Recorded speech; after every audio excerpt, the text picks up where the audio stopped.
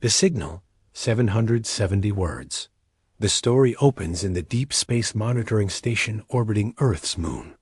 Commander Jake sits at his console, running routine scans of the galaxy when an unusual signal breaks through the cosmic noise. The transmission is weak, broken, but clearly artificial. It carries the universal distress pattern that Earth learned from the Galactic Council years ago. The message is fragmented but terrifying. A small colony of peaceful traders called the Velani are under attack by raiders known as the Crushers. The Velani are herbivores, barely 4 feet tall, with no weapons or military. They have been hiding in asteroid fields for weeks, watching their people get captured and sold as slaves. Their small ships are running out of power and children. Our dying Jake immediately alerts Earth Command. Within hours, the message reaches Admiral Ross, the head of Earth's Space Defense Force. The Admiral studies the signal with his team of analysts. They triangulate the source to a system called Kepler 442, roughly 200 light-years away. The Earth Council meets an emergency session. President Clark reviews the situation with his advisors. Some argue that Earth should stay neutral, as the Galactic Council has strict rules about interference in local conflicts. Others point out that Earth joined the Council specifically to help protect weaker species, but Admiral Ross has a different perspective.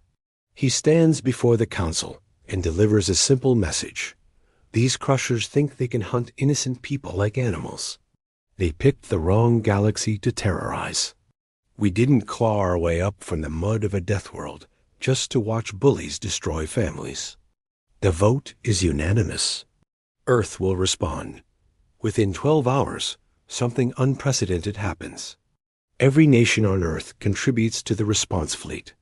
The American ships join with Russian vessels. Chinese destroyers fly alongside European frigates. And even smaller nations send what they can. The United Earth Armada assembles faster than ever before in human history. Admiral Ross takes command of the flagship Defiance, a massive battleship built specifically for long-range operations.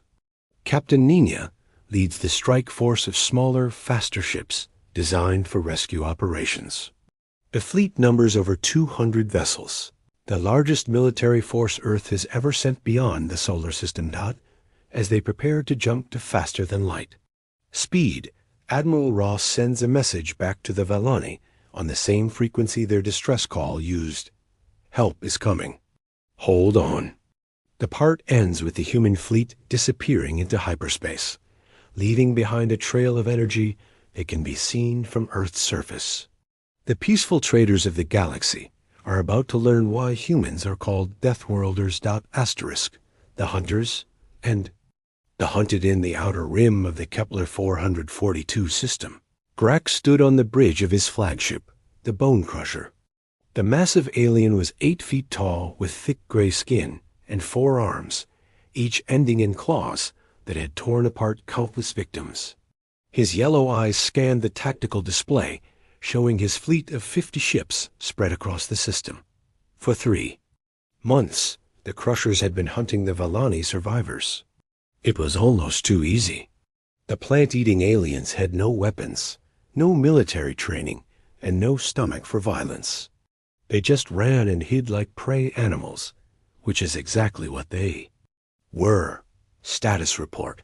Grak growled to his second-in-command, Vex. 17 Velani ships still unaccounted for, Commander, Vex replied, his own claws clicking against the console. Our scouts detected movement near the asteroid field in Sector 7. Probably their last hiding spot. Grak smiled, showing rows of sharp teeth. Good. We'll flush them out tomorrow. The slave markets on Drax Prime are paying top price for Velani workers. Their small size makes them perfect for mining operations. What Grak didn't know was that his prey had changed. 3 days ago, Elder Tam had received a message that filled his heart with hope for the first time in months. Deep in the asteroid field, inside a hollowed-out rock, the Velani survivors huddled together in their makeshift shelter. Their ships were hidden in caves and crevices, powered down to avoid detection. Children cried softly from hunger, while their parents tried to comfort them with gentle touches and whispered songs. Elder Tam was barely 5 feet tall, with soft green skin and large, kind eyes. His people had evolved on a peaceful world where the greatest danger was a mild storm. They had joined the galactic community as traders and farmers, sharing their knowledge of crop growth and peaceful meditation. They had never hurt anyone. "Elder Tam," whispered Kira, a young mother holding her sick child. "The medicine is almost gone. Little Ven won't last another day without it." Tam placed a gentle hand on her shoulder. "Hope is coming, child. The Deathworlders received our message. They are coming to help us." Many of the Valani looked confused. They had heard stories about the Deathworld called Earth, but most thought they were myths. Tales of beings who had evolved on a planet so violent that everything tried to kill them, yet they had not only survived, but thrived. "Are they real?" asked young Pip, barely more than a child himself. "They are real," Tam said softly, "and they protect those who cannot protect themselves." Suddenly, their hidden sensors began chirping. Someone was scanning the system with technology far more advanced than anything the Crushers possessed. The energy signatures were completely unknown. On the bridge of the Defiance, Admiral Ross watched as his fleet dropped out of hyperspace at the edge of the system. A human armada spread out in perfect formation, each ship taking its assigned position. Captain Nina's strike force moved toward the asteroid field, while the main battle group prepared for combat. "Sir," reported Lieutenant Hayes from the sensor. "Station. I'm detecting 50 hostile vessels scattered throughout the system. They appear to be searching for something." "And our friends?" Ross asked. 17 small ships hidden in the asteroid field, Sector 7. Power signatures are extremely low. They're trying to stay hidden." Ross nodded grimly. "Scan those hostile ships. I want to know what we're dealing with." The sensor data came back quickly. The Crusher ships were heavily armed, but poorly organized. They relied on brute force rather than tactics. Their technology was stolen from other species, cobbled together, without any real understanding of how it worked. "Typical raiders," Ross muttered. "They're used to picking on defenseless traders. Let's show them what happens when they mess with someone who can fight back." He opened a channel to the entire fleet. "All ships, this is Admiral Ross. We have civilians in immediate danger and hostiles throughout the system. Our mission is simple. Rescue every survivor and eliminate the threat. These raiders think they can terrorize innocent people, but they're about to learn why we're called Deathworlders." The human fleet began moving toward the asteroid field, their weapons powered but not yet targeting the enemy ships. They wanted to reach the survivors before the shooting started. Grack's sensors detected the new arrivals, but he wasn't concerned. 50 more ships had entered his system, probably more traders trying to help the Valani. He would capture them, all and triple his profits. "All ships, converge on the newcomers," he ordered. "Let's see what they're carrying." The Crushers had no idea they were about to face an entire species that had spent millions of years fighting their way to the top of their world's food chain. Asterisk. Captain Nina's rescue fleet reached the asteroid field first. Her ships were smaller and faster than the main battle group, designed specifically for search and rescue operations in dangerous environments. The moment her sensors locked on to the Valani survivors, she opened a communication channel. "Attention Valani survivors, this is Captain Nina of the Earth Defense Force. We received your distress call. We are here to help you."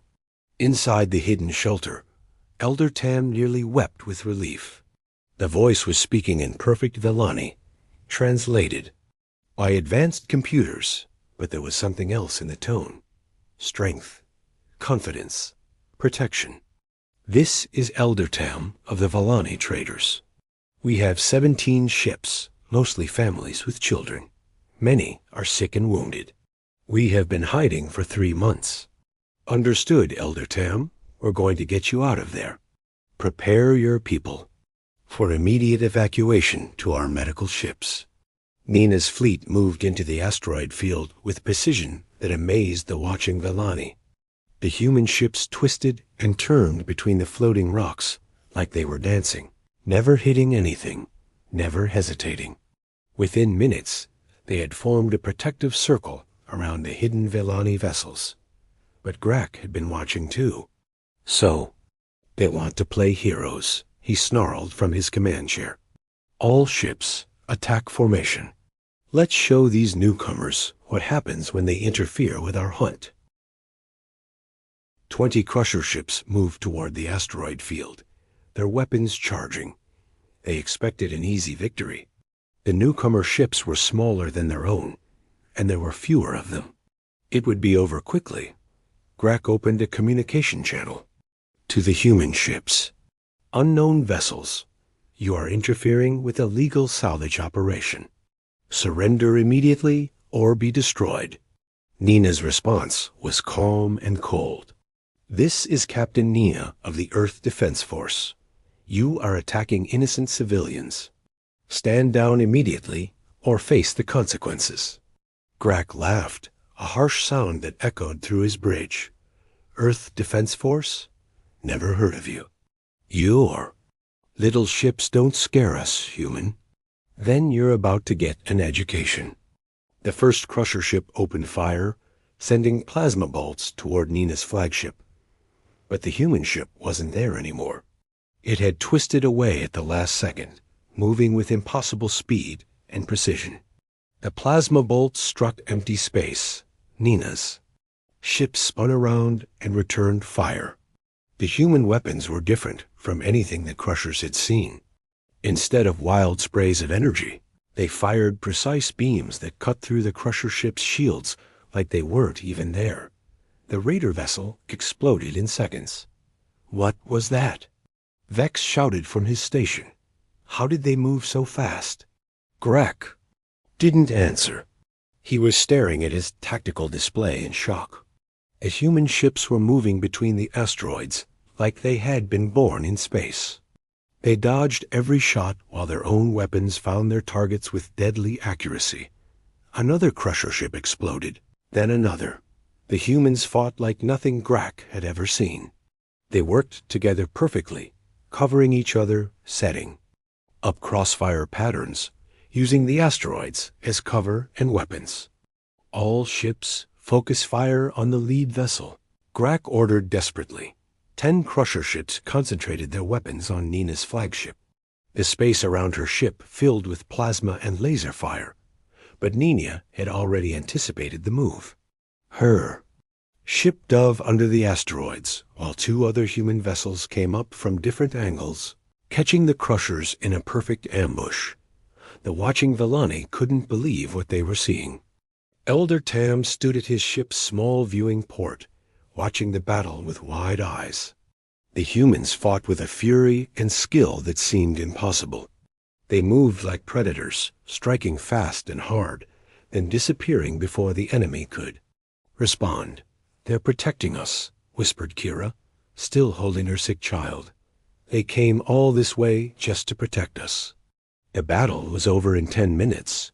Half the crusher attack force had been destroyed, and the rest were retreating in panic. The human ships hadn't lost a single vessel. Admiral Ross's voice came over the communication channel. Captain Nina, status report. Rescue operation successful, Admiral. All Vellani survivors are safe. Enemy force retreating, but they'll be back with reinforcements.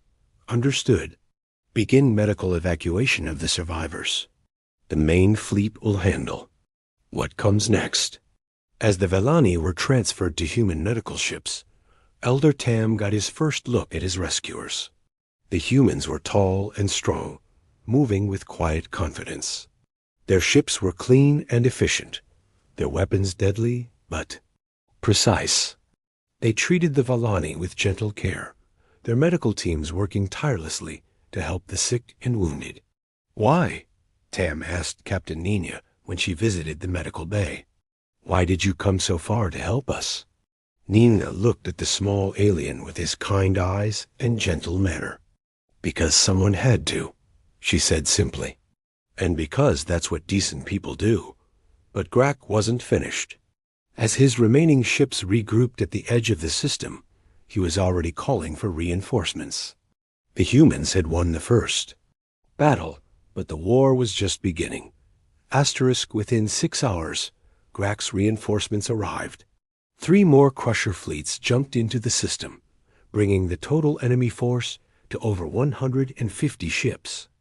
Raiders came from across the sector, drawn by Grak's promise of easy loot and revenge against the unknown species that had dared to interfere. Thax commanded the largest reinforcement fleet. His ship, the Painbringer, was twice the size of Grak's vessel and armed with weapons stolen from a dozen different species. Thax was old for a Crusher, scarred from countless battles, and he had never met a species he couldn't break. So these humans think they can challenge us, Thax growled as he studied the tactical display. Show me what happened to our ships. The battle recordings made him pause. The human ships moved unlike anything he had seen. They fought with precision and coordination, but there was something else. Something in the way they attacked that reminded him of the apex predators on his own homeworld. Interesting, he muttered. They fight like hunters. Admiral Ross watched the enemy fleet assemble from the bridge of the Defiance. His tactical officers were running constant scans, analyzing enemy ship designs and weapon capabilities. The numbers looked bad on paper, but Ross had fought against worse odds before. Admiral, reported Commander Blake from the tactical station. Enemy fleet is moving into attack formation. They're trying to surround us. Let them, Ross replied calmly. Have all medical ships with the Valani survivors fall back to safe distance. Combat ships, prepare for full engagement. Captain Nina's voice came over the communication system. Admiral, all survivors are secure. My ships are ready for battle. Good work, Captain. Take your position with the strike force. Ross opened a channel to the entire human fleet. All ships, this is Admiral Ross. What you're about to see is why the galaxy calls us Deathworlders. We didn't evolve on some peaceful garden world where the biggest threat was bad weather. We come from a planet that tried to kill us every single day for millions of years. He paused, looking at the enemy fleet on his display. These raiders think they understand violence because they prey on the weak. But they've never faced a species that had to fight saber-toothed tigers, survive ice, ages, and climb to the top of a food chain where everything else wanted to eat us. Today, they learned the difference between cruelty and survival. The Crusher fleet attacked in a massive wave, over 100 ships firing at once. Space filled with energy weapons and missile trails as they tried to overwhelm the smaller human. Force through sheer numbers, but the humans didn't fight like any other species the Crushers had encountered. Instead of forming battle lines or defensive positions, they scattered like a pack of wolves, each group working together to isolate and destroy individual enemy ships. The human ships moved through the battle zone with deadly grace. They used every piece of debris, every asteroid, every angle of attack. When the Crushers tried to surround them, the humans turned it into an advantage, firing in all directions and using the enemy's own numbers against them. Captain Nina led her strike, forced through the heart of the enemy formation. Her ships moved in perfect coordination, communicating through encrypted channels faster than the Crushers could intercept. They struck like lightning, destroyed their targets, and vanished before the enemy could respond. How are they doing this? Vex screamed from his station as another Crusher ship exploded nearby. They're outnumbered 3-1. Grak was beginning to understand. They're not fighting like civilized species, he said with growing fear. They're fighting like predators. Admiral Ross's flagship carved through the enemy formation like a blade. The Defiance was built for war, designed by a species that had spent countless generations perfecting the art of survival. Every system, every weapon, every tactical decision reflected millions of years of evolutionary pressure. The human weapons weren't just advanced. They were efficient, no wasted energy, no flashy displays. Each shot was calculated to do maximum damage with minimum resources. The humans fought like they had limited ammunition and no backup, because that's how their ancestors had survived on Earth. Warlord Thax watched his fleet being systematically destroyed and felt something he hadn't experienced in decades: fear. All ships focus fire on their flagship. Bring down their commander. 50 crusher ships turned their weapons on the Defiance. The space around Admiral Ross's ship filled with deadly energy, enough firepower to destroy a small moon. But the Defiance didn't just survive the barrage, it thrived in it. The ship's armor was designed to handle the punishment of deep space, solar radiation, and asteroid impacts. The concentrated fire from the crusher fleet was just another environmental hazard to overcome. Ross's voice came over the communication system, calm and steady despite the chaos around him. All ships execute Deathworld Protocol 7. The human fleet suddenly changed tactics completely, becoming something the Crushers had never seen before: a coordinated apex predator hunting as a pack. Deathworld Protocol 7 was something no other species in the galaxy had ever developed, because no other species had needed to. It was a battle tactic born from humanity's darkest history, when early humans had to hunt massive predators in coordinated groups or face extinction. The human fleet suddenly moved like a single organism. Ships that had been fighting independently now formed hunting packs, surrounding individual crusher vessels and destroying them with coordinated strikes.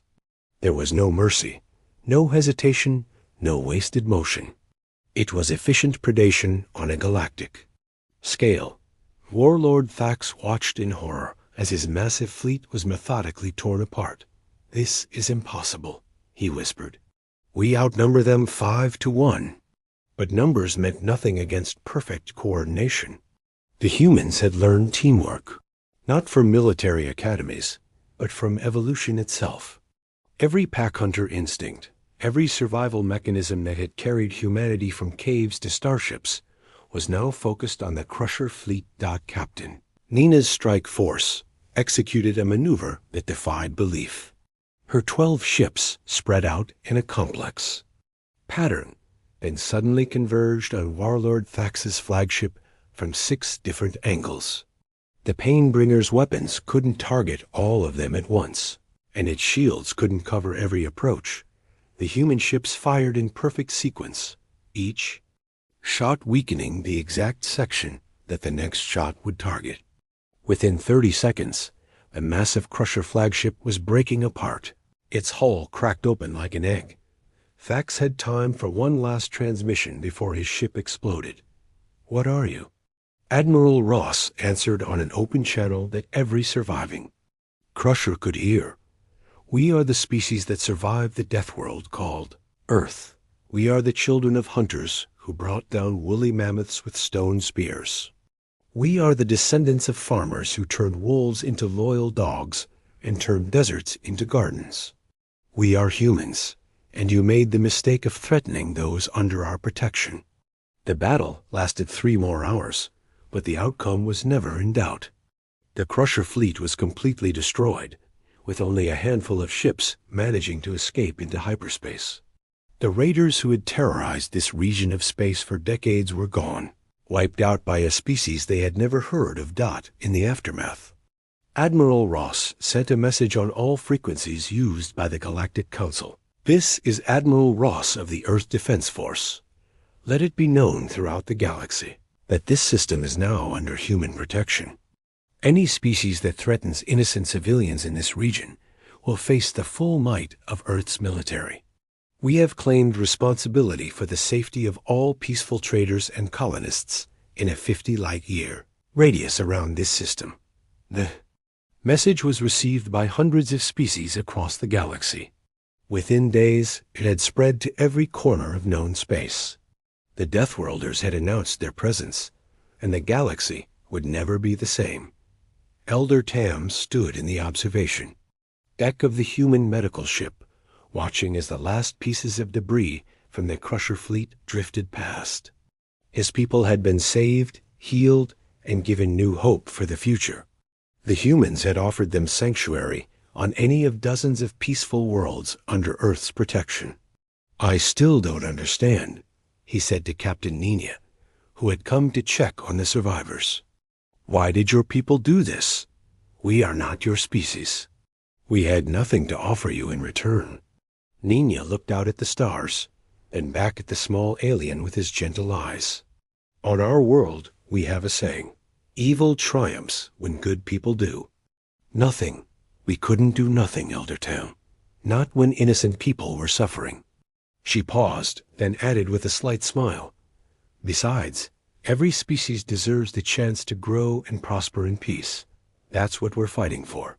Within a month, the first permanent human patrol base was established in the system. The base became a beacon for peaceful species throughout the region, offering trade, protection, and medical aid to anyone who needed it. Other raider groups that had terrorized the Outer Rim for generations suddenly found their hunting grounds. Patrolled by human ships, most fled to distant galaxies rather than face the Deathworlders. Those foolish enough to test human resolve disappeared without a trace. The Lani established a new colony on a beautiful world that the humans had surveyed and declared safe. Their first act as a free people was to build a monument to the human fleet that had saved them. The inscription was simple but heartfelt. "To our protectors from Earth, you taught us that the universe contains both terrible darkness and brilliant light. Thank you for being our light." As Admiral Ross's fleet prepared to return to Earth, he received thousands of messages from species across the galaxy. Some were thanks from peaceful traders who could now travel safely. Others were requests for protection from colonies under threat, but the message that meant the most came from Elder Tam. "The children ask me to tell them stories about the humans who saved us. I tell them about the Deathworlders, who crossed the galaxy because someone asked for help. I tell them the heroes are real." Ross smiled as he read the message. The galaxy had learned that Earth's children were not to be trifled with. More importantly, they had learned that humanity's greatest strength wasn't their weapons or their ships. It was their refusal to let evil go unopposed. The Deathworlders had arrived, and the galaxy was safer for it. Asterisk.